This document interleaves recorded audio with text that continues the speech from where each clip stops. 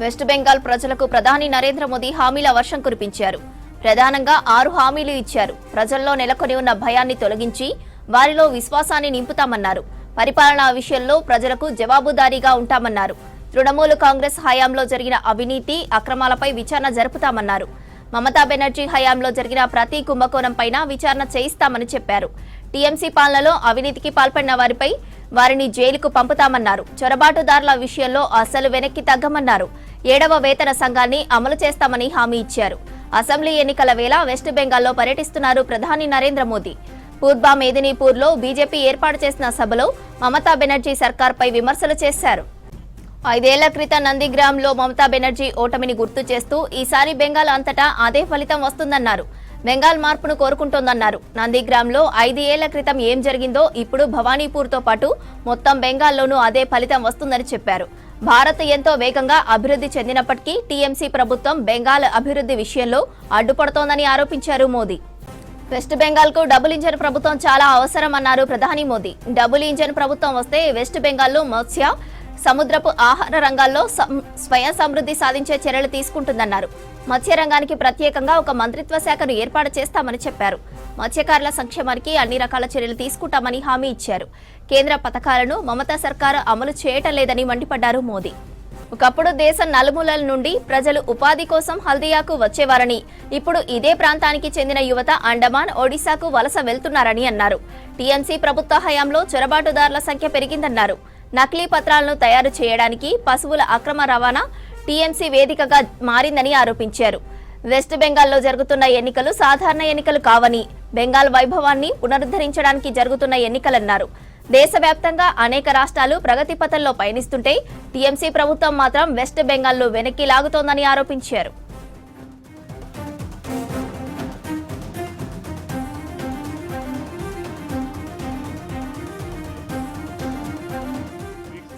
बंगाल बनाने के लिए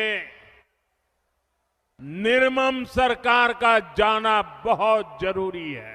देश तो आगे जा रहा है, निर्मम सरकार बंगाल को नीचे धकेल रही है। नीचे बड़े औद्योगिक केंद्रों में से एक था, लेकिन बीते दशकों में हल्दिया की फैक्ट्रियों में सिर्फ ताले ही लटक रहे हैं, ताले। आज यहां से नौजवान अंडमान जा रहे हैं, उड़ीसा जा रहे हैं, काम की तलाश में दूसरे राज्यों की तरफ पलायन कर रहे हैं। टीएमसी की निर्मम सरकार में सिर्फ और सिर्फ घुसपैठियों की फैक्ट्री फली फूली है, दंगाइयों और अपराधियों की दुकानें फली फूली है। टीएमसी की निर्मम सरकार ने फर्जी डॉक्यूमेंट बनाना और पशुओं की तस्करी, यही इंडस्ट्री डेवलप की है। साथियों, ये इसलिए हुआ क्योंकि टीएमसी की राजनीति भय पर आधारित है। उनकी राजनीति का एक ही केंद्र बिंदु है, भय। डर दिखाओ, भय पैदा करो।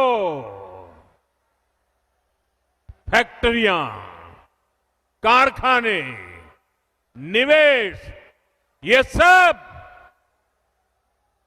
वैसे नहीं, भरोसे से चलते हैं, भरोसे से। टीएमसी ने सिंडिकेट का गुंडा राज चलाया है,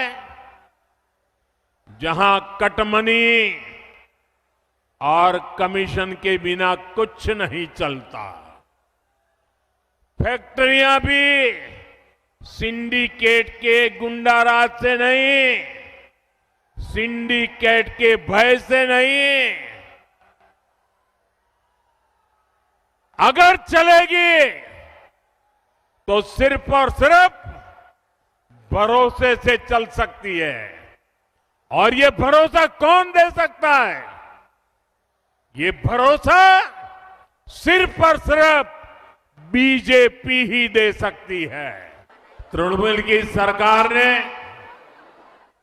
बंगाल के युवाओं के साथ जो किया, इसका पाप वो अगले 100 साल में भी नहीं धो पाएगी। टीएमसी ने बंगाल के युवाओं को डबल धोखा दिया है।